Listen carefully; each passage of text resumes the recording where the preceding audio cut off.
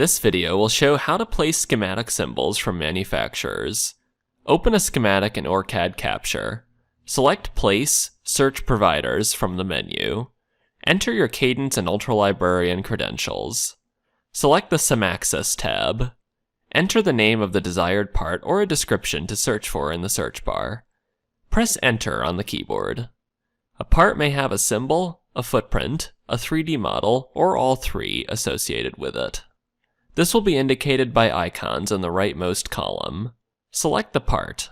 Here you can view additional part information, as well as a preview of the symbol and footprint. Select the plus to attach the part to the cursor and click to place the part in the schematic.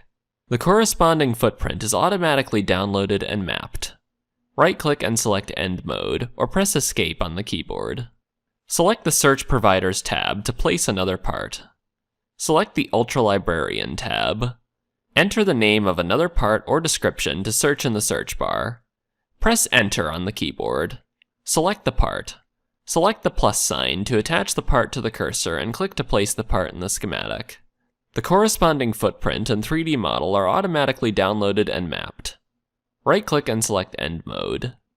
To view the footprint and 3D model, select PCB New Layout from the menu. Leave the default settings and click OK. From the Licensing menu, select OrCAD PCB Designer. Select Place Components manually. Check the box next to Components by RefDes. Click the PCB canvas to place the parts.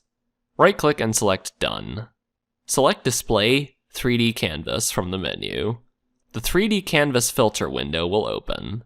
Leave the default settings and click OK. View the mapped 3D model from the Ultra Librarian part. For more tutorials, visit us at resources.ema-eda.com and don't forget to like and subscribe to our YouTube channel.